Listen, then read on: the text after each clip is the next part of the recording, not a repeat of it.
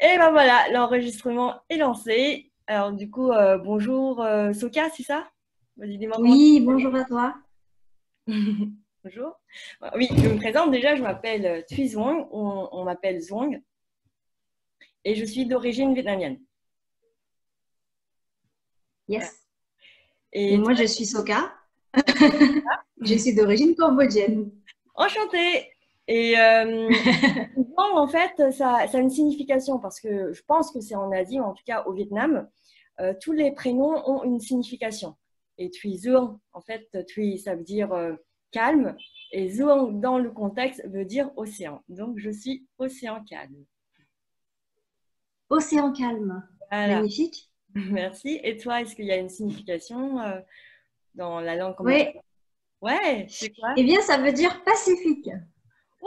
Ah, eh ben, c'est bien compris, en fait. Donc, tous les deux, on est toutes faux folles, rien à voir, quoi. Pacifique, océan calme, ouais, super. Eh ouais. Ok. Et bon, alors en fait, c'est la toute première fois qu'on se voit, je pense, enfin, pas en vrai, parce que je pense que j'étais rencontrée Oui. durant un networking, Ouais, un événement en fait d'une association, il me semble, BCL. Ouais. tout à fait. Et donc, on a gardé contact. J'étais en ami Facebook et j'ai vu que justement que tu as créé un groupe Facebook sur quelque chose avec le Feng Shui. C'est ça. Voilà. Et bon, j'ai lu un petit peu voilà, ton état d'esprit, les commentaires, et en fait, je trouve que tu es aussi un peu dans la même lignée de voilà, la direction sur bah, comment tu abordes en fait les choses, l'énergie, la vision de l'humain aussi en fait. Et c'est ça qui m'a donné envie de faire cette interview.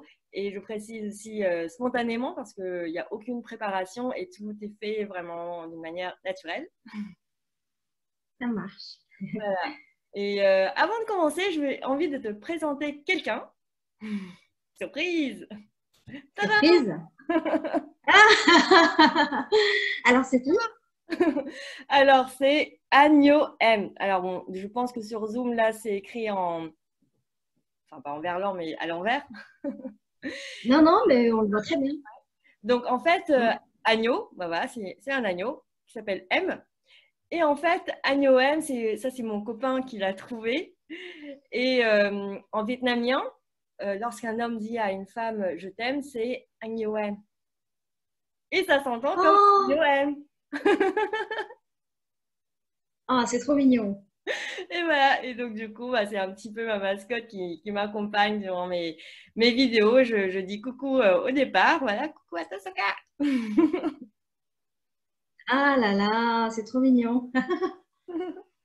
Voilà, comme ça, on commence en de bonne compagnie. Qui est à côté de toi. Super. Alors, raconte-moi un petit peu, c'est quoi déjà en fait le Feng Shui? Comment tu as fait pour en arriver là? Quel est ton état d'esprit? Voilà, dis-moi tout. Je ne sais pas, je connais rien. Tout ce que je sais du Feng Shui, c'est un truc avec alors, les directions, les positionnements des choses. Et puis, comme chaque chose, en fait, tout est énergie. Hein. Donc, un objet, c'est une énergie. Même un positionnement, il y a aussi sa propre énergie. C'est ce que je comprends. Et donc, en fait, et nous-mêmes, nous aussi, on est énergie. Donc, en fait, c'est comme chaque chose. En gros, les énergies, il y a peut-être une sorte d'harmonie, j'imagine, C'est ça. qui a besoin d'être accordée ensemble en fonction des personnes, des lieux, des objets, etc. Mais je laisse la parole à toi. Oui, ton intuition est bonne à partir du moment où on comprend que nous sommes tous de l'énergie. Mhm. Eh bien, nous sommes en interconnexion totale avec notre environnement. Ouais, Et donc, c'est parce que tu comprends ça que tu arrives à définir bien le feng shui à mon sens. d'accord. C'est quand on comprend ça, qu'on est tous en interconnexion parce que nous sommes énergie, que ça fait sens de travailler en harmonie avec sa propre maison. Mhm. Pourquoi? Parce que son propre habitat euh, abrite énormément d'énergie et pas que nous Ouais, en tant qu'être humain. ouais. Mm. Donc, la maison en tant que telle, elle a sa propre énergie. Mm. L'environnement dans lequel la maison est placée, Mm. c'est de l'énergie aussi. C'est pas pareil d'être en plein milieu de la campagne, d'être en plein milieu de la ville. C'est pas du tout la même énergie que la maison reçoit. Ouais. Et ça nous impacte, nous, dans notre vie. Mm. Et pas que ça, il y a ça, plus notre façon d'aménager les lieux. Ça nous impacte au quotidien. Ouais. Donc, selon on ait un mode d'aménagement assez espacé, il y en a qui aiment bien que ce soit épuré, d'autres qui aiment bien stocker. Et puis, souvent, en fait, on ne se rend pas compte de la façon dont on aménage son lieu de vie, ça parle de nous. Oui, bah oui, oui, tout à fait. Mais, Et voilà, ça a l'air anodin comme ça, mais mine de rien, quand on fait attention à la façon dont on habite son lieu de vie, ça parle énormément en fait de l'énergie qu'on s'accorde mm, pour soi. mm, Parce ouais, que mine de rien, je bifurque, il y a des tas de façons de parler du feng shui. Si je devais donner une définition générale, c'est vraiment le rapport entre l'être humain et son lieu de vie. d'accord. Point. C'est une phrase. Voilà. Feng Et, Shui, rapport euh, être et humain et son lieu de vie. Ok. voilà. Donc en fait, il n'y a pas de religion là-dedans, c'est juste naturel. On a tous un rapport avec son lieu de vie. Ce n'est pas neutre. Mm, On a tous un vécu dans un lieu de vie particulier et on a l'impression que c'est juste notre vécu, mais quand ouais. même le lieu participe énormément à ce qu'on vit. Mm, C'est quand même dans et souvent quand on a des souvenirs, il y a des lieux associés. ouais. Voilà, donc c'est pas du tout neutre et si on fait pas attention, en fait on peut vite être débordé par des énergies qu'on veut pas. Donc D'accord. déjà quand je dis ça, quand je dis ça, c'est par exemple l'effet de cumul. Les- L'effet de cumul, voilà, ça nous sécurise, Ouais. c'est naturel, ça nous sécurise, Mm, mais en même temps,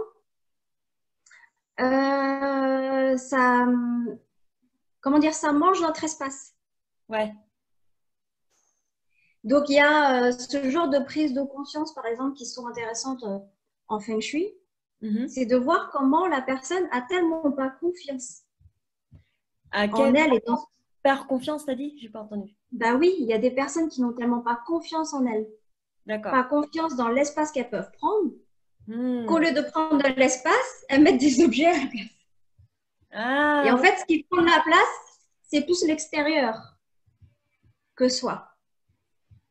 Donc moi, voilà, j'accompagne les personnes à prendre de la place chez oui. elles. D'accord. Ça me parle, hein, parce Mm. que justement, je suis là-dedans, hein, c'est pas un hasard que tu en parles, parce que bon, même si là, en fait, j'ai aménagé, voilà, pour vers l'espace, mais dans ma chambre et ma vie depuis petite, en fait, j'étais habituée avec le bordel, avec l'accumulation des objets et plein de choses.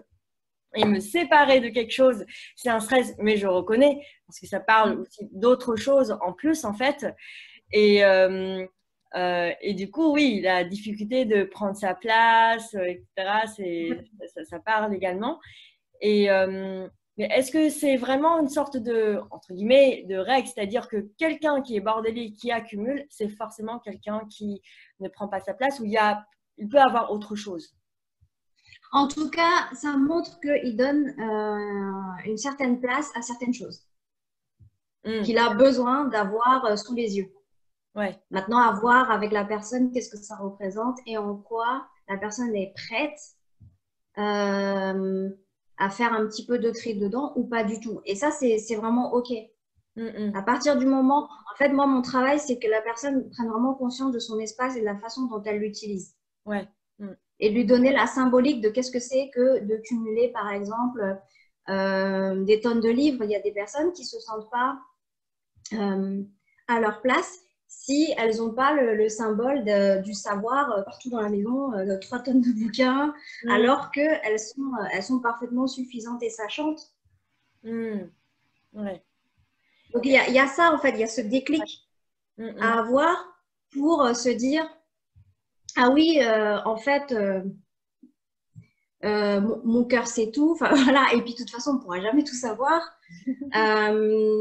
Et voilà, et de se dire, OK, voilà, comment je peux être à l'aise à éventuellement désencombrer un petit peu une partie de mes livres sans que je me sente arrachée à moi-même en faisant ça. Ouais. Est-ce qu'il y a aussi une notion de choix et aussi en fait de donner la place à quelque chose? Parce que justement, je sais que c'est ma problématique.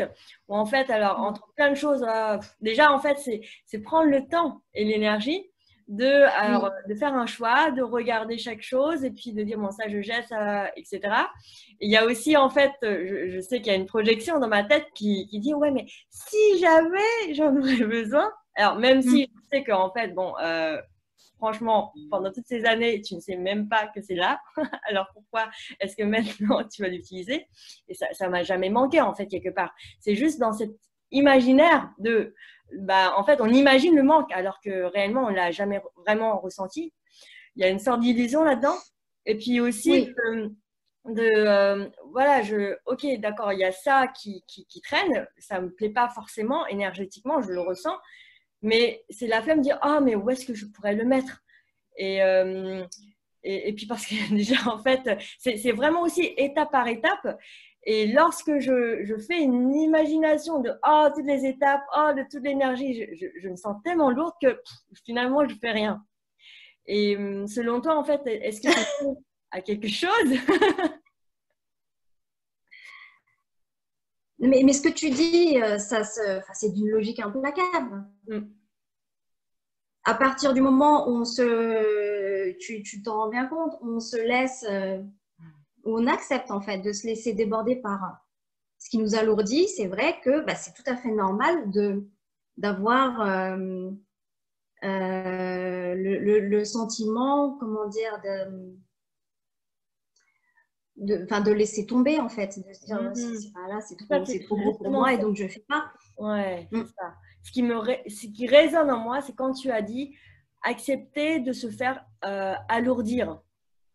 Ça parle. De toute façon, pour moi, le monde fonctionne en symbolique. Et du coup, lorsque je laisse mon corps parler, dire des paroles, bon, là, c'est par rapport au rangement, mais en fait, c'est symboliquement lié en fait à autre chose, à mon fonctionnement, mon programme de vie, quelque part, se laisser alourdir par les choses extérieures. Ouais, ça me parle. Et donc, c'est le moment. C'est de prendre conscience. Ouais, c'est ça. Ouais. C'est de se dire, c'est de comprendre qu'en fait, c'est des choix qu'on fait. On n'a pas l'impression comme ça, mais c'est un choix de se laisser alourdir ou pas. Et effectivement, voilà, énergétiquement, ce qui stagne nous fait rentrer dans du surplace. Ouais. Donc, ce qu'on va favoriser en Feng Shui, c'est un maximum de circulation. On parle beaucoup de circulation et c'est vrai aussi pour les objets qui nous entourent. Ouais. Donc, il y a des objets dont on a besoin. Bon, les assiettes, c'est normal. On ne va pas les jeter tous les mois. Voilà. Mais il y a certains produits de consommation qu'on peut se permettre de renouveler. Et ça fait partie de la vie, parce que la vie est au renouvellement. Ouais. Et quand bien même on est attaché à quelque chose et on voit bien qu'on ne s'en sert plus, moi ce que je propose toujours, c'est de se dire, et si tu donnais à quelqu'un qui a besoin? Ouais. Et comment tu fais ça? Par exemple, tu donnes à des associations, ou tu mets dans la rue, ou il y a plein de façons. Ouais. Oui, il y a des associations et puis aujourd'hui sur les réseaux sociaux, moi-même, je fais des annonces qui veut, surtout les livres, qui veut tel livre, ça part, mais vraiment dans l'heure. Ça part dans l'heure. Et là, on fait circuler les choses. On fait circuler finalement notre savoir, on fait circuler aussi notre cœur, notre générosité. Donc la vie revient quand on fait ça. Mais même si en fait on jette à la poubelle, est-ce que c'est quand même considéré que ça circule ou pas? Eh bien, quelque part, c'est un choix. À chaque fois, c'est un choix. Ouais. Soit on redonne, on décide de redonner à quelqu'un en se disant, mais oui, ce livre m'a servi. Je parle beaucoup des livres parce que pour beaucoup, c'est dur de se débarrasser de ces Ah oui, livres. d'accord. Et souvent, ça fait mouche quand je dis, mais oui, ça t'a servi et tout ça. Donc, je comprends que tu y tiens. Mais qu'est-ce que t'en dis si ça pouvait, si tu donnais ce livre à quelqu'un et que ça pouvait changer la vie de l'autre aussi comme ça a changé ta vie. Ouais. Et Ouais. là, la personne a fait, ah oui, bah, je vais donner. Donc ça, c'est une première chose. Ensuite, ce qu'on décide de jeter, Ouais. c'est qu'on sait pertinemment que l'objet en question est en fin de vie, tout simplement. Donc on renvoie juste à la terre ce qui est en fin de vie et quelque part on libère la chose. Et là, c'est l'approche de Marie Kondo. Oui, c'est ça, oui, Marie Kondo, oui. Voilà, c'est l'approche de Marie Kondo. Et sur ça, quand on fait du Marie Kondo, on a fait allez, les trois quarts du feng shui, rien qu'avec ça. Ouais, ouais, ouais. Parce que justement, Parce c'est qu'on refait circuler les choses. ouais. Voilà. Et Ouais. ce qui est stagnant, il n'y a plus. Ce qui est mourant, c'est ça, c'est prendre conscience que tel objet n'a plus, enfin, c'est ça, et en fin de vie, et le remettre, le rendre à la terre. Et nécessairement en fin de vie ou par exemple, ben, ça fait longtemps justement, il est là, finalement, il est oublié, personne ne l'utilise. Mais Et c'est, ça, c'est aussi une définition de fin de vie pour toi. ben oui, c'est ça. D'accord. Puis Ouais. si on lit Marie Kondo, oui, c'est ça, c'est que un objet entre dans notre vie pour égayer notre vie à instant T. À partir du moment où ce n'est plus le cas, eh bien, sa mission est terminée. Ouais. Et à partir de là, en fait, elle est très animiste. C'est ça que j'aime beaucoup aussi chez animiste. En fait, c'est le fait de considérer que tout est vivant. Donc, D'accord. tout est vibration, voilà, tout est vivant. Les objets Donc, ont une âme. dit... Voilà, c'est ça. C'est ça, c'est de considérer que tout a une âme en fait. Oui. Et donc quand on achète quelque chose qui nous plaît, eh bien cet objet est honoré d'égayer notre vie, mais à partir du moment où il ne le fait plus, elle considère que l'objet est malheureux, pour dire ce qui est. Oui, voilà. Oui. Donc en jetant en conscience, et non pas en jetant comme un vieux truc. Voilà, en jetant en conscience, on libère l'objet. Et on fait des libérations énergétiques en même temps. D'accord. Mais du coup, pour les personnes en fait sont un peu dans cette pulsion d'acheter, d'acheter, d'acheter, d'acheter, qu'est-ce qui se passe? Mais il faut comprendre pourquoi. Il faut comprendre qu'est-ce qu'elles cherchent à combler. Hein. Et mange quelque chose. C'est l'acte en fait de se donner quelque chose, mais finalement, on donne pas en fait la vraie nourriture dont on a besoin réellement. Et c'est pour ça. En fait, on a besoin voilà, on croit qu'on a besoin de se remplir, alors qu'en fait, on a besoin nous-mêmes en fait de nous donner. Voilà, c'est ça. C'est-à-dire, en fait, ça fermer une sorte de porte chez nous qui fait que ça rentre pas en fait. Comment? On a fermé une sorte de porte en nous qui fait que en fait que les autres nous donnent, on n'arrive pas à recevoir réellement, même si on a cette sensation extérieure de recevoir. Et comme nous-mêmes, en fait, on n'est pas capable de nous donner, puisque de toute façon, on l'a fermé, on a toujours cette sensation de manque et se dire, ouais, mais de toute façon, ça ne sert à rien et je serai toujours en souffrance. Mais en fait, c'est nous-mêmes, sans le savoir, on s'est refermé. Et ce n'est pas forcément évident de s'en rendre compte. Ah non, non, c'est pas évident, mais c'est pour ça qu'il y a des accompagnements. Oui, bah oui. C'est une question que je me pose régulièrement parce que c'est pas forcément facile de se dire je vais me faire accompagner en Feng Shui. Ouais. En fait, il y a plein d'outils pour avancer en Feng Shui, comme tu parlais des directions et tout ça. Donc, il y a des livres qui nous expliquent comment repositionner les choses. Par contre, et puis, on ne se rend pas forcément compte du coup de l'intérêt d'un accompagnement. Or, l'intérêt, il est là. Moi, j'accompagne la personne à vraiment comprendre où elle en est, enfin, en quoi sa façon de vivre chez elle, qu'est-ce que ça dit d'elle et qu'est-ce que ça dit surtout de son manque d'amour pour elle. Alors ça, c'est tout en vrai.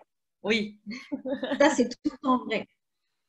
Et quand on a dit ça, eh ben, de toute façon, la personne, elle a besoin d'amour. Donc ça, c'est clair.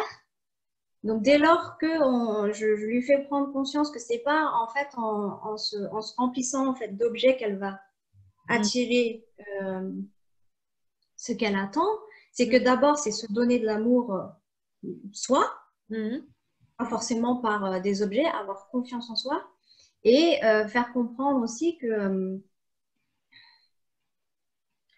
on reçoit quand on a les bras ouverts. Ouais. On reçoit quand on a les bras ouverts et en fait, la maison a besoin d'être dans une énergie d'ouverture. D'ouverture à la vie, d'ouverture à l'abondance. Ouais. Et pour ça, c'est avant tout déjà de reprendre confiance en soi. C'est vraiment ça que j'aide d'abord les personnes à ça. Oui. Reprendre confiance dans le fait que, en fait, la vie est abondance, tout le monde a droit à sa part et c'est pas la peine de se remplir comme ça. Par contre, apprendre à avoir du respect pour soi, déjà par son environnement. Avoir un espace qui soit ni trop encombré. Bien sûr qu'il faut des choses qui nous plaisent. Ah oui, c'est des vibrations hautes, ce qui nous parle vraiment. Et en même temps, laisser l'air circuler quand même dans son lieu de vie. Eh bien, ça nous met dans une position d'ouverture. D'accord. Ouais, c'est super intéressant parce qu'en fait, moi, j'ai vraiment cette impression que, alors on dit souvent que l'extérieur, c'est le reflet de l'intérieur. Donc, pareil aussi pour notre maison, notre lieu de vie et surtout pour notre lieu de vie. C'est un peu comme si, en fait, mon intérieur est projeté là. Et donc, en fait, c'est un moyen assez concret de, ben voilà, tu peux avoir une action sur ton intérieur, de le déplacer. Et donc, du coup, c'est aussi un moyen détourné de changer, en fait, d'évoluer, de faire le ménage. Tu fais le ménage à l'extérieur, en revanche, ouais. Mais c'est important d'être conscient de ce qu'on fait. Oui. C'est ça, en fait. C'est de prendre conscience qu'à chaque fois que je mets un objet à la poubelle, eh bien, si je libère une énergie, je libère cet objet d'avoir été dans ma vie pendant un certain temps et que maintenant, il a parfaitement fait son travail, donc je le remercie et je le rends à la nature. Ouais. Donc voilà, c'est de faire les choses de manière consciente. Quand on change les directions, j'explique à la personne pourquoi. En plus, chaque direction a une symbolique. Ah oui. Voilà. Oui, tout à fait. Donc, il faut changer de direction. C'est dans tous les sens du terme. C'est-à-dire que c'est justement ça. En changeant son lit ou son bureau de direction dans son espace, ça nous aide à changer de direction dans notre chemin, dans notre vie. De voir les choses d'une autre direction. D'accord. Ouais, intéressant, ouais. Et donc, c'est-à-dire que si c'est si important de faire les choses en conscience, donc si finalement j'ai la flemme et je fais appel à un architecte ou à quelqu'un qui fait le rangement pour moi, ça ne marche pas vraiment, entre guillemets. Ça va en fait… on va sentir… Quand quelqu'un fait pour soi, on sent de toute façon que ça respire mieux, etc. Ok. Mais au quotidien, qu'est-ce qui dit qu'après, tu ne vas pas cumuler, je ne sais pas quoi, des collections de je ne sais quoi dans la maison et voilà, et ça va tout saccager. Donc, vraiment, ce qui est important en fait pour avoir un feng shui qui soit durable dans le temps, c'est d'avoir conscience de ce que c'est, d'avoir conscience de l'impact de je cumule sans réfléchir. Ouais, et je dirais aussi c'est le processus, le fait d'avoir fait le processus et bien sûr en conscience, ouais, tout à fait. D'accord. Et du coup, est-ce que tu as des exemples en fait sur je sais pas, l'impact en fait réellement sur une personne, en changeant par exemple simplement une direction de quelque chose ou en rangeant. Est-ce que tu peux partager en fait avec nous des petites anecdotes comme ça? Oui, il y a une anecdote assez intéressante où j'avais juste préconisé de changer la position du canapé. D'accord. Ah ouais. Ça a l'air, Ah, ça a ça. l'air rien comme ça. Ça a l'air rien comme ça. En fait, on a tendance, enfin, on a tendance. Très souvent, on aime bien les maisons, les appartements très lumineux avec beaucoup de fenêtres. Hmm. Et,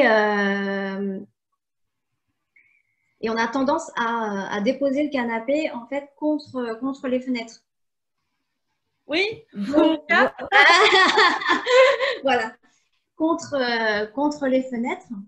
Ce qui fait que la vue qu'on a lorsqu'on est au niveau du canapé, c'est plus, on voit la maison, Hmm. mais on ne voit pas, en fait, on voit finalement un environnement qui est fermé. Oui. Quand on se met dos à la fenêtre, énergétiquement, en fait, on se met dos à la vie. D'accord. En fait, on se met dos à la vie. Et d'ailleurs, qu'est-ce qu'on voit? Eh ben, on voit un huis clos. Hmm, hmm. On se met dans cette position-là. Ouais.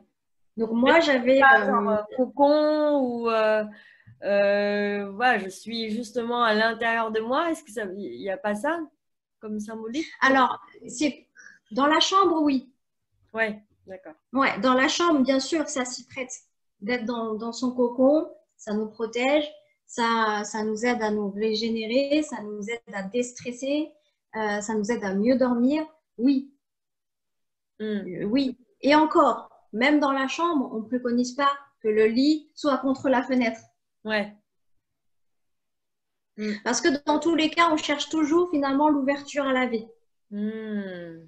D'accord. Donc même dans la chambre, oui, c'est un espace plus réduit, mais on ne mettra pas le lit contre la fenêtre.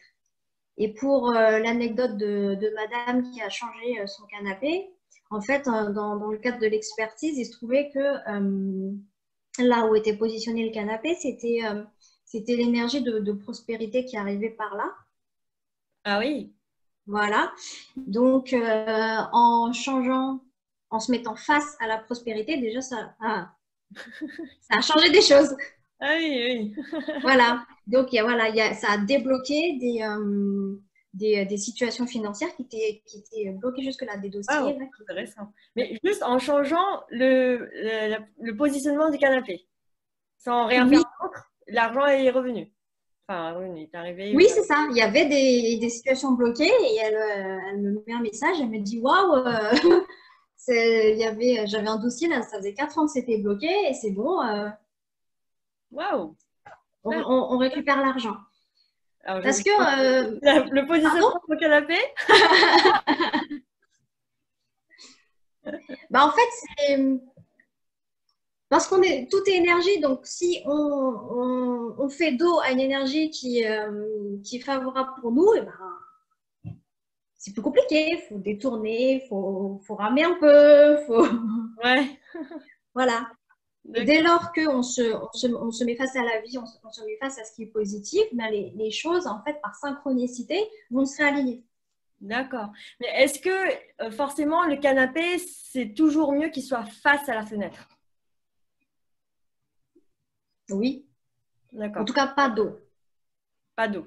Mais si Ouais. c'est par exemple la fenêtre est là et le canapé est plutôt comme ça, est-ce que ça peut marcher? De toute façon, c'est quand même mieux que ça soit vraiment en face. En fait, il faut qu'à notre dos, il y ait un mur plein Ah oui. et robuste. Voilà, en fait, il faut qu'on ait une bonne assise. On appelle ça une assise en Hmm, feng shui. Il faut d'accord. qu'on ait une bonne assise et que tout ce qui est ouverture Mhm. soit en face de nous. D'accord. Ok. Et ah oui, parce qu'en fait, si je mets juste le canapé devant la fenêtre, mais derrière, il y a un grand espace, en gros, il y a pas le mur, là, du coup, l'assise n'est pas là. Exactement. D'accord.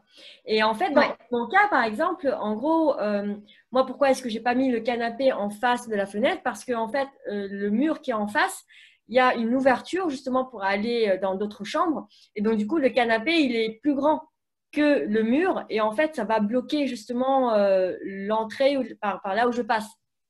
Un peu, ça va pas tout bloquer, mais bloquer une partie. Mais du coup, est-ce que Ouais. ça pourrait bloquer, enfin, c'est gênant ou pas? Peut-être ça. Il faudrait voir parce que dans une pièce, il y a quand même 4 coins. Ouais. Donc là où tu l'as mis, t'as pas moyen de le mettre en perpendiculaire, ton canapé? Le perpendiculaire, ben, en fait, bah, je vais te montrer. Ouais, parce que... Il est là comme ça, tu vois. Oui, En fait, ouais. Et ça, perpendiculaire, ça arrive souvent. Ouais. Oui. Après, en gros, faut le bon, mettre là, là c'est quoi? sur, enfin, là sur le mur là, quoi. C'est ce que je faisais au Bah, en départ. fait, oui, oui, mais en fait, là, on est dans une configuration particulière. Ouais. Au sens où, euh, en principe, un canapé comme ça va dans un salon qui est beaucoup plus grand. Là, Oui. tu es dans une pièce qui est multifonction. Ouais. Donc, tu ne peux pas réunir en fait les critères classiques du feng shui dans un espace qui est trop réduit pour, entre guillemets, trop de fonctions. Ah oui, d'accord. Voilà. Ah, il le met Et à cet endroit, sa fonction, etc. oui, Et voilà, ne ça c'est pas en très fait, important. mélanger, quoi. Ah Ouais, oui. c'est important, ouais. Et c'est vrai que je pense que c'est ton cabinet là, Mm. ouais, ou enfin ton bureau, voilà. Ce qui correspondrait plus à la pièce, bah, c'est plus un fauteuil, c'est quelque chose de plus petit qu'un un grand canapé comme ça. Ouais. Mm, mm. On va dire c'est ce qui correspond naturellement à, à la surface. Après, effectivement, bon, bah, quand on est dans multifonction, on fait comme on peut, hein. Ouais. On fait comme on peut et après, je te rassure, il y a quand même il y a plein de critères qu'on regarde en feng shui. Il n'y a pas que le canapé. Puis ça dépend le temps que tu restes sur ton canapé. Il y a plein de choses qui entrent en compte. Là, je dirais que ici, euh, dans la pièce où tu es là, ce qui importe beaucoup, c'est la position de ton bureau, je pense, Ouais. plus que le canapé. D'accord. Parce qu'il y a aussi, en fait, il me semble que le bureau, c'est important aussi de le mettre face à la fenêtre, non? Pareil, Pareil, ouais. toujours face à l'abondance. Ouais. Ouais, d'accord. Bon, bah, je changerai. Ouais, je Voilà. m'étais dit, hein, même si le canapé, il pourrait bloquer un petit peu l'entrée, je vais voir. En fait, le truc, c'est il est quand même massif, ton canapé. Ouais. Hmm. Et quand c'est massif, Donc, bah, pareil, c'est une lourdeur, c'est quelque chose qui… bah, en fait, il faut voir. Ouais. Oui, effectivement, tu peux t'interroger si tu as vraiment besoin d'un canapé de ce type-là dans cette pièce. Hmm. Donc, à quoi ça te sert au quotidien? Est-ce que tu as vraiment besoin de ça? Ouais. Hmm, hmm. D'accord. Intéressant. Ouais, c'est impressionnant en fait. Rien que ton exemple, changer le positionnement de ton canapé, etc. Et hop, ça débloque quelque chose, quoi. Euh, Mm. L'argent, etc.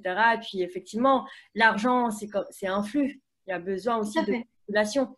Et donc, Oui, l'argent, c'est aussi la représentation de la valeur. Et donc, finalement, oui, tes objets également, c'est cette représentation de la valeur. Donc, oui, symboliquement, en fait, en faisant circuler de manière fluide oui. les choses de valeur, donc aussi la conscience ou la lumière, ben, en fait, l'argent circule également, quoi. L'argent fait partie de la vie. Pour moi, c'est l'amour aussi. C'est Mm. plein de choses, l'argent. Oui, C'est pas que, c'est pas que le compte en banque. Je trouve que c'est la vie. d'accord. Ouais, super. C'est ce qu'on mérite, en fait. Mm. Donc, ça, ici, c'était de l'argent qui a été débloqué, mais ça aurait pu être autre chose. Oui. En Feng Shui, quand on parle d'énergie de prospérité, effectivement, on pense à l'argent, mais ça peut être d'autres choses. Ouais. Est-ce que ça peut être finalement les valeurs humaines, des relations? Qu'est-ce que ça pourrait être d'autre? En fait, il y a deux types d'énergie en Feng Shui. Il y a le yin et le yang. Oui. Enfin, il y a plein de types d'énergie, hein. Mais on va dire le premier bloc, là, le Oui. premier gros bloc, c'est les énergies yin et les énergies yang, déjà. C'est la Ouais. première chose. Ce qui concerne la prospérité, concerne les énergies yang. D'accord. Donc, c'est tout ce qui est mouvement, tout ce qui est circulation. Mm. Et quand on équilibre le yang dans un lieu de vie, on fait en sorte que le mouvement, l'action aboutisse. Alors, vas-y, répète. En fait, on aide à ce que ce qu'on met en mouvement Ouais, aboutisse. d'accord. Ce qu'on met en mouvement. Donc, que ce soit, voilà, donc que ce soit au niveau professionnel, voilà. Donc, au niveau professionnel, l'aboutissement, c'est une promotion, c'est d'avoir un bon salaire, voilà, de trouver un travail. Et puis, dans le cas de la personne en question, c'était un dossier juridique qui était coincé là. Et voilà, donc l'action qu'elle a mis en place, là, a trouvé un aboutissement. Donc, dans tout ce qui est énergie yang, c'est ça. C'est le fait que nos actions aboutissent au résultat escompté. D'accord. Mais dans quelle notion de temps? Parce que parfois, en fait, l'aboutissement pourrait arriver, je ne sais pas, on va dire 2 ans. Sauf que si on regarde, on s'arrête on fait le point 1 an, eh bien, on se dit, bah non, ça n'a pas abouti, je suis pas, j'ai pas réussi. En fait, on le sent que les choses avancent. Là, en l'occurrence, bon, ça a été radical. Pouf, elle a eu le résultat. Ça faisait 3 ans que c'était bloqué. Ouais. Mais admettons que le dossier avait que 1 an. Elle aurait pu avoir des nouvelles comme quoi ça avançait dans le bon sens. D'accord. Et ça, c'est yang. Ouais, ok. C'est-à-dire qu'il y a une évolution, quoi. Voilà, c'est-à-dire que le flux qui était bloqué là, eh bien, on l'a libéré et ça suit son cours. D'accord. Ok. Et donc, tu disais, voilà, donc les yang. Oui. Ensuite, il y a les énergies yin. Oui. Voilà. Donc, dans les énergies yin, on va travailler à fluidifier ce qui est soutenant dans sa vie. Ce qui est quoi? Soutenant. Soutenant. D'accord. C'est-à-dire? Ce qui est soutenant dans sa vie, c'est la santé. Ouais. Et la force des relations. D'accord. Voilà. Donc, par exemple, si dans un foyer, il y a beaucoup de disputes, eh ben, là, c'est l'énergie yin qui va aider à fluidifier effectivement la communication et renforcer les liens. D'accord. Donc, le yin, c'est ce qui nous renforce. Le yang, c'est l'action. D'accord, ok. C'est un peu, en fait, le yin, je peux ressentir un peu aussi comme une sorte de socle de base. Et en fait, le yang se base sur ce socle-là pour, en fait, mettre On est d'accord. Créer dans la matière. On est d'accord. D'accord. Voilà, donc c'est très très important d'avoir un très très bon yin en feng shui avant toute chose. D'accord, le yin d'abord, puis après le yang. Ouais, parce que ça nous stabilise. Donc ça nous donne les forces d'agir. Quand bien même on a un yang pas terrible, au moins avec le yin, ça nous donne la force d'aller de l'avant. D'accord. Et est-ce qu'en fait, il y a des cas où finalement c'est le yang qui est plus fort, mais du coup, oui, bah, peut-être, moi tout de suite, je pense en fait à des personnes, des managers, directeurs ou ceux qui sont riches, qui travaillent énormément, qui ont beaucoup d'argent, qui en fait, les gens ils voient comme une sorte de réussite, mais en fait, à la fin, ils se retrouvent tout seuls, plus de femmes, plus d'enfants. Et oui. Et en fait, je pense que si on regarde les résidences des personnes riches, c'est vachement yang. Ouais. C'est vachement dans l'action. Et puis, et oui, le côté yin n'est pas, mais comme quoi c'est révélateur. Ouais. Donc la maison et l'aménagement est construite plus yang que yin. Et puis, c'est vrai que. Est-ce qu'on peut dire que finalement le ressenti du bonheur, parce que pour moi le bonheur finalement c'est lié à son ressenti, sa perception, du coup il est plus lié finalement aussi au yin, c'est-à-dire que à la fin le corps, lorsqu'il ne se sent pas finalement en bonne santé, dans la bonne relation, même si en fait le yang est très fort, en fait réellement le corps ne sentirait pas en fait dans le bonheur. Et tout comme en fait il y a des personnes qui sont très pauvres, mais qui sont heureux et qui ont le sourire. Bien sûr. Alors, pour répondre à ta question, le bonheur, donc parfait n'existe pas, mais en théorie, Le bonheur parfait, il est dans l'équilibre des deux. C'est yin et yang. C'est qu'à la fois, on est soutenu et à la fois, on se réalise. C'est super important de réaliser, de se réaliser. Puisque la vie est mouvement, l'être humain est mouvement. Et alors, s'il ne peut plus bouger, s'il a juste des gens qui l'aiment mais qu'il ne peut pas faire ce qu'il veut, Ouais. c'est difficile. Donc, c'est l'équilibre des deux. D'accord. Ouais. Très, très intéressant en tout cas. Et du coup, en fait, pareillement, j'imagine que là, on avait un exemple justement en changeant le positionnement du canapé. Du coup, on a débloqué le yang. Est-ce que c'est Oui. un exemple où justement, en changeant quelque chose, ça a débloqué le yin? Oui.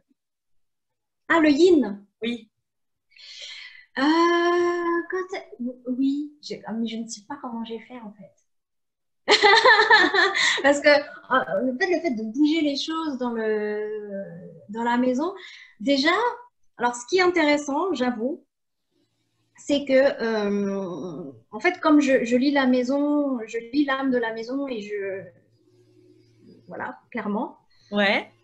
et que ça résonne dans le vécu de la personne, Ouais. eh bien, dès que je pose des mots sur ce qui bloque, eh ben, déjà, ça débloque. Ça, c'est un truc que j'ai remarqué. Personne n'a même pas encore fait le changement. Ouais. Ça débloque parce que j'ai dit des mots. Ouais. Alors ça, juste, je mets entre parenthèses parce que c'est aussi dans mon domaine, hein, je suis coach ou thérapeute aussi. Et en fait, les mots, donc les mots également, le son, la vibration, l'énergie. Et en fait, ce qui est important, ce n'est pas que la compréhension mentale, mais aussi c'est l'intégration, la réception par le corps. Exactement. Et donc, en fait, par le mot, ça permet en fait au corps de recevoir l'énergie, la vibration, et ça débloque de manière en profondeur quelque part. Ouais. Et il y a aussi une différence entre, parce qu'il y a des choses, la personne elle le sait, elle se le dit à elle-même, mais ça n'a pas la même, comment dire, le même impact si c'est dit par une autre personne. Parce qu'il y a aussi la vibration de la personne qui le dit, avec l'accueil et la connaissance. Et quand la personne elle le dit, c'est comme si en fait, ça permet d'une manière entre guillemets détournée que la personne elle le reçoit réellement. En fait, c'est un accueil et ça fait changer quelque chose. C'est comme si en fait tu faisais un influx en fait d'énergie, de vent et hop voilà ça s'intègre dans la personne voilà. effectivement et ça change déjà beaucoup de choses avant même Ouais. qu'elle ait mis en place mes recommandations. Et voilà, en parlant, j'ai tout mon corps est en vibration. Enfin, j'ai des petits fourmillements. Et, et justement, c'est là aussi de l'avantage en fait de l'accompagnement. Parce que avant, hein, même moi, alors j'adore l'autonomie. Plutôt avant aussi, j'étais quelqu'un de super mental. Et je veux en fait être capable d'être autonome, de faire les choses par moi-même.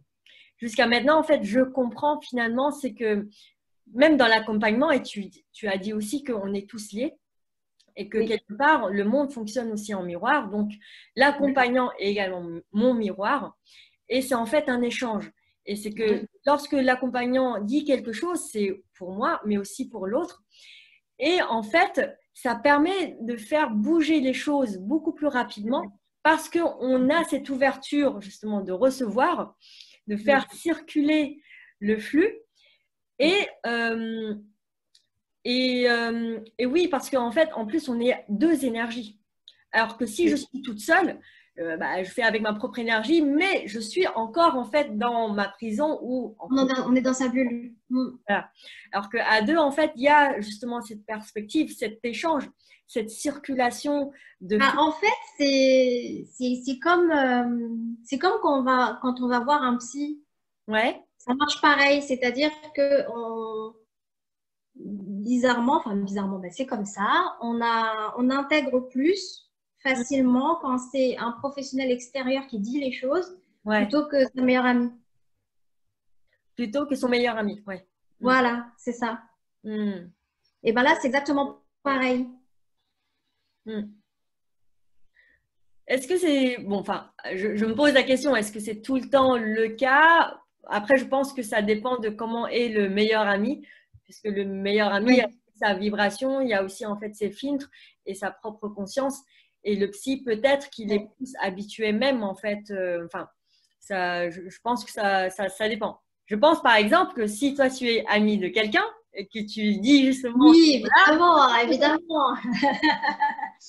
Mais voilà, dans des cas, en fait, ce qui se passe en Feng Shui, c'est que moi, je vais révéler des choses qui sont vraiment enfouies, que la personne ne se rend même pas compte. Ouais. C'est ça. Donc, c'est là la limite aussi, quelque part aussi, de la meilleure amie, même si elle connaît l'autre du bout des doigts. Parfois, une personne a besoin de travailler en profondeur avec quelqu'un d'extérieur. Et la maison elle-même, en fait, c'est comme si elle se sentait plus comprise quand j'arrive. Ça peut être bizarre ce que je dis, mais… C'est tout à fait normal.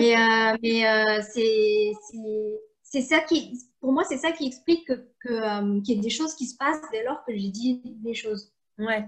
Puisque si on part sur la théorie d'animiste, tout a une âme, tout a une conscience, donc la maison également. Donc là, la maison dit enfin, il y a quelqu'un qui… Voilà, c'est ça. Bon, alors, vu que jusqu'à maintenant, j'ai fait ça pour que la personne se rende compte qu'il y a un problème faut qu'elle déplace son canapé ou je ne sais pas trop quoi. Il y a quelqu'un qui a mis la lumière, le doigt sur le problème. Donc, enfin, allez, je laisse circuler la chose, quoi. En fait, l'autre rôle que j'ai, c'est de faciliter la communication entre les habitants et la maison. C'est qu'au départ, en fait, on ne sait pas que la maison nous donne plein de signes. Oui. Et comme moi, j'arrive et que je décrypte tout, eh bien, après mon passage, la maison se sentira beaucoup plus entendue et elle sera entendue. Et il y aura une vraie relation. Ouais, top ça. Et donc, du coup, j'avais fait une parenthèse pour parler justement de l'histoire, de la vibration de la voix. Donc, on était sur le fait, justement, tu rentres dans une maison et parce que là, c'était pour illustrer justement un changement dans la maison qui fait un changement sur le yin, sur la relation, la santé. Et donc là, tu as dit quelque chose, des choses, donc des prises de conscience. Et après, c'était quoi en fait l'impact? Alors, j'ai des couples qui se rapprochent. Ouais. Voilà. C'est génial. Oui, c'est se rapprochent. En faisant quoi? Juste en changeant quelques petites choses ou juste par la prise de conscience? Très honnêtement, j'ai l'impression que ça a été beaucoup la prise de conscience, plus ce qu'ils ont fait aussi. Ouais. Il y a eu les deux. Il y a eu les deux, parce que avant c'était c'était stérile et après bon voilà, tant mieux. Après il y a aussi les disputes aussi. Donc j'ai des retours comme quoi il y a des couples, c'est comme ça, ils en arrivent à un point où ils n'arrivent pas à se parler sans se crier dessus en fait. Et visiblement, le fait d'avoir changé un petit peu les énergies, c'est comme si ça calmait un peu tout le monde. Et du coup, ils arrivent à se parler, mais sans que ça se termine par une dispute. Donc, j'ai eu ça aussi. D'accord. Intéressant, oui. Voilà. Et est-ce qu'il y a aussi, en fait, parce que là, c'est le couple, donc ce sont les habitants de la maison.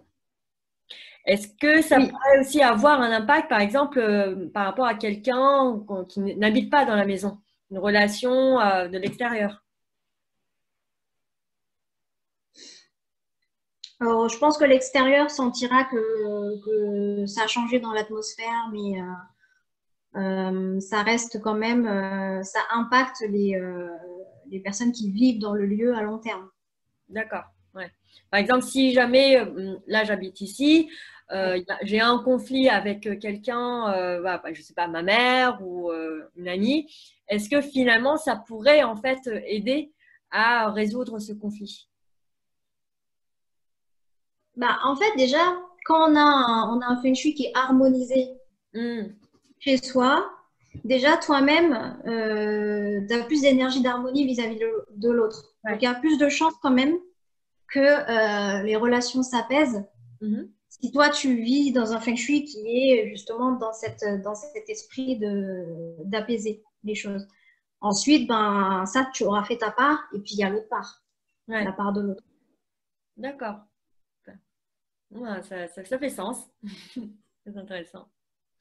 Et est-ce que, alors, du coup, par exemple, bon, là, je fais référence un petit peu au cinéma, tu sais, on rapporte un objet, une poupée maléfique ou je ne sais pas.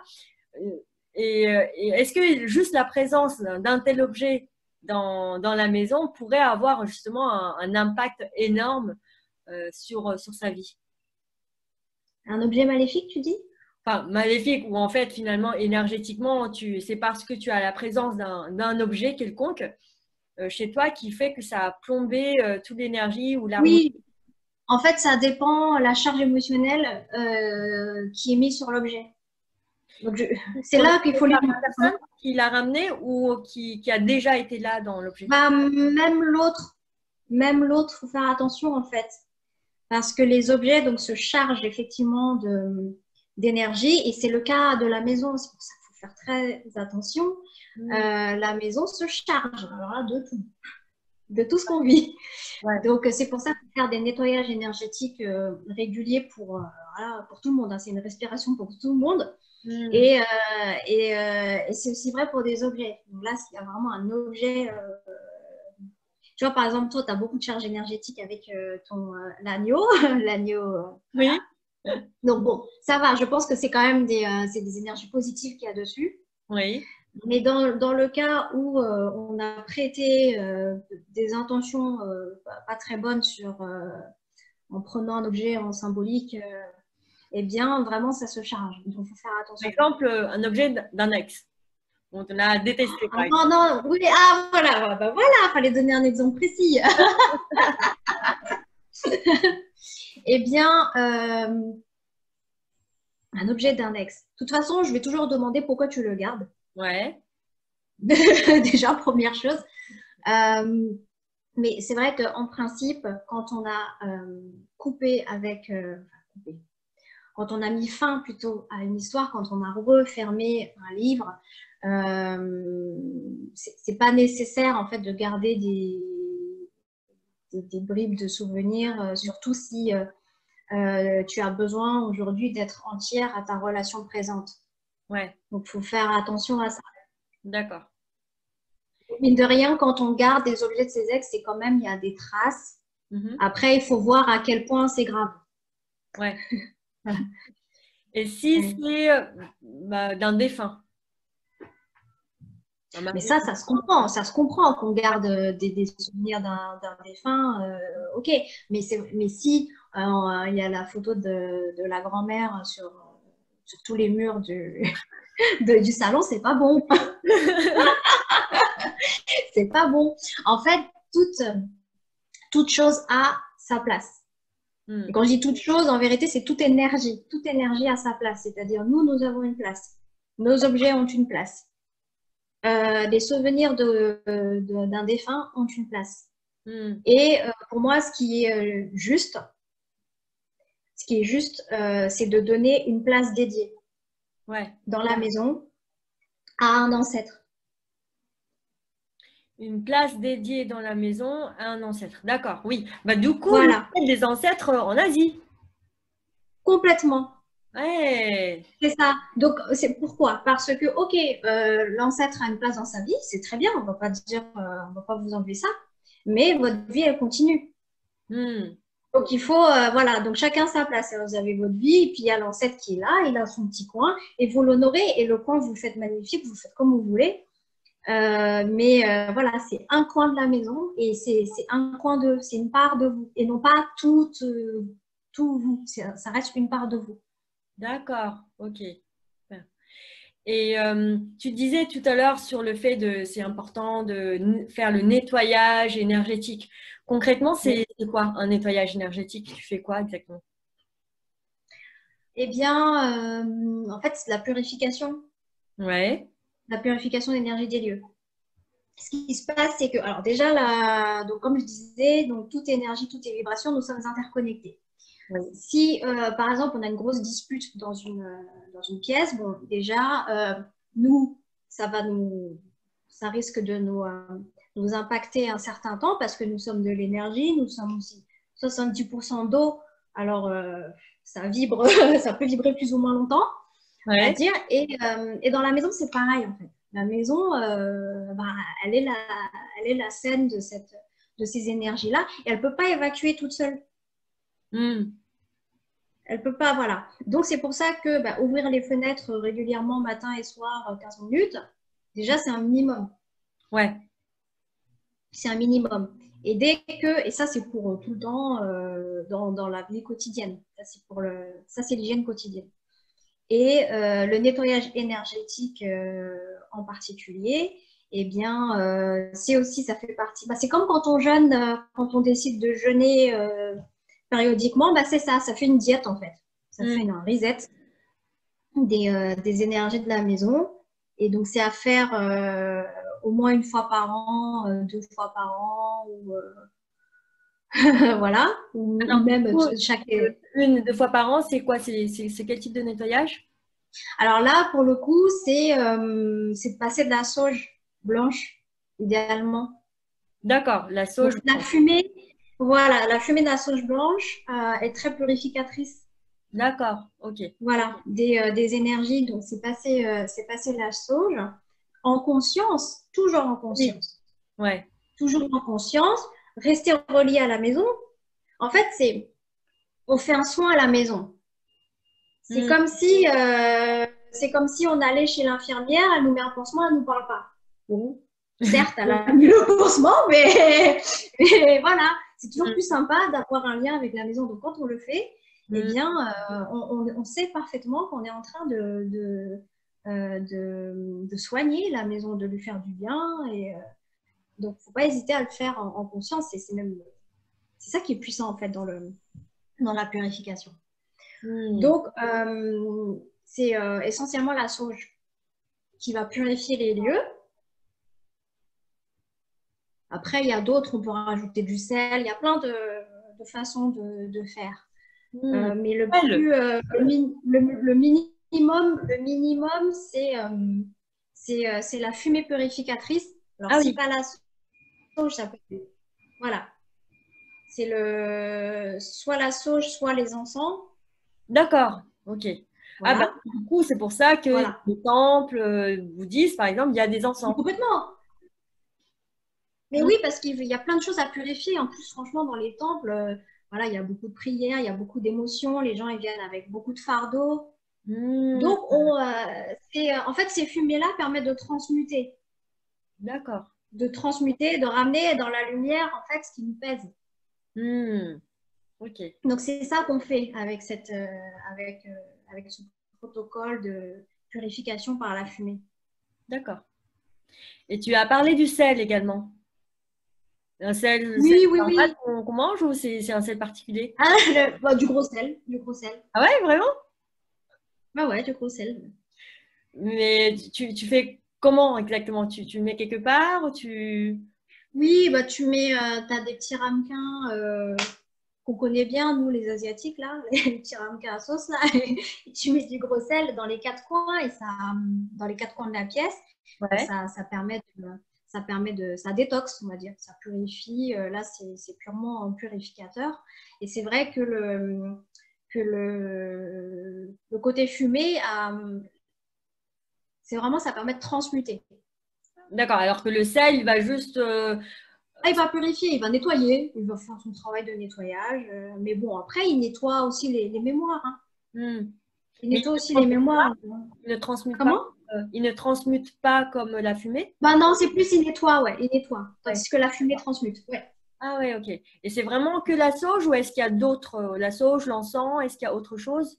Le Palo Santo, je sais pas, Deux? alors, Palo Santo ou je sais pas, tu sais, il y a des Qu'est-ce que types c'est? de bois, enfin, ah, j'ai oublié le nom. Ah bah je sais pas ce que c'est, mais